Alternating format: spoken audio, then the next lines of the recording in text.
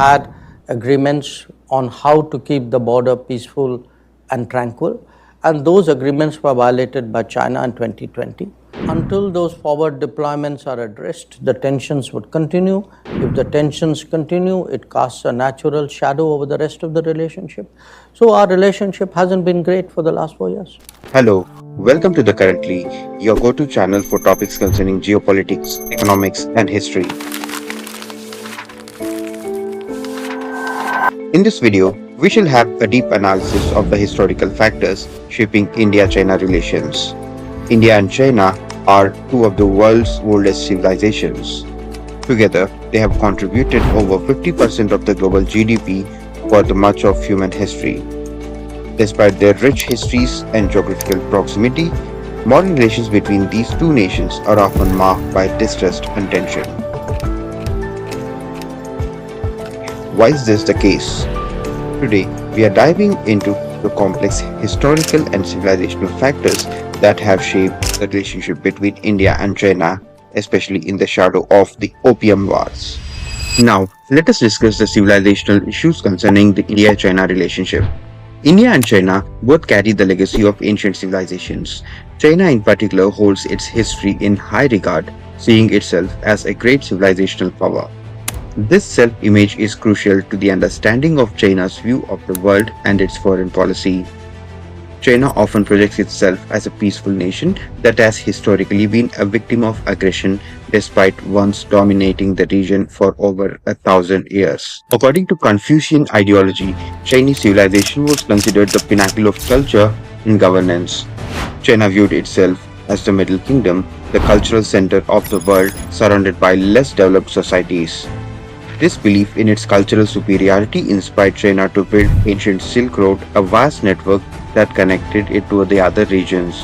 However, during this time, India and China's relationship was primarily cultural and religious, with no political tensions or competition for dominance. Now, let us discuss a period which China calls a century of humiliation. The 1800s marked a painful period for China, known as the Century of Humiliation. This era began in 1839 with the Opium Wars, a devastating series of conflicts between China and the British Empire.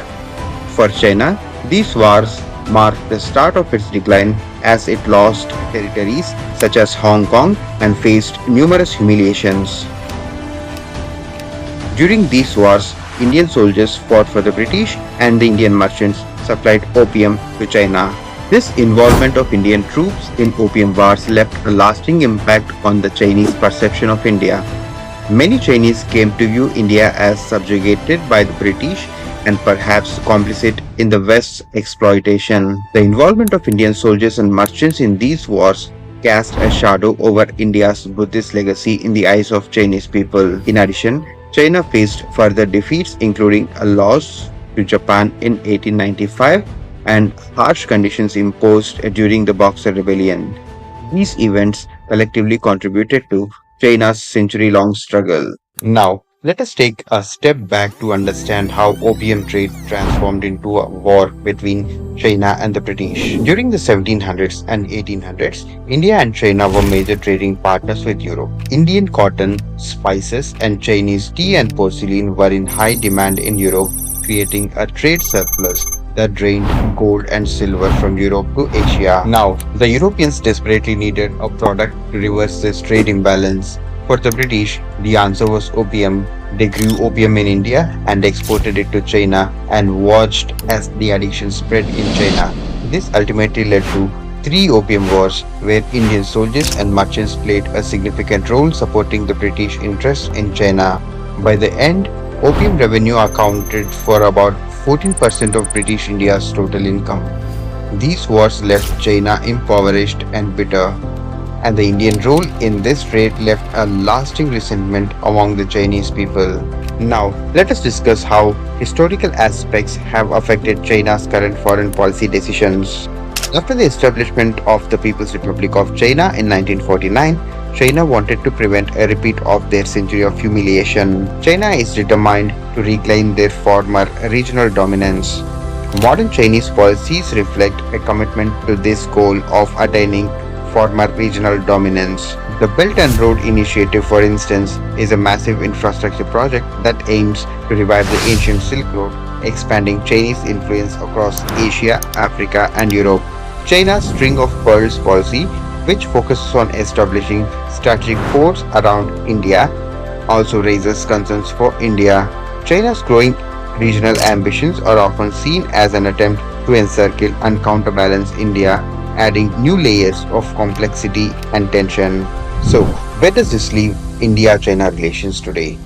For China, memories of past dominance and historical humiliations play a major role in shaping its interactions, especially with neighbors like India. China's historical narrative of victimhood and collective memory of the Opium Wars foster a cautious and sometimes a suspicious view of India, especially as India grows closer to the US and other Western allies. Understanding these historical nuances gives us a deeper insight into why India and China remain wary of each other.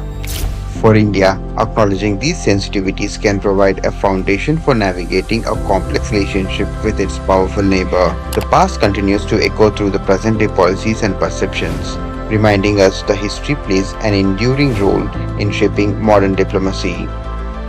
If you found this analysis insightful, don't forget to like, subscribe, and hit this bell icon for more videos on global history, geopolitics, and current affairs.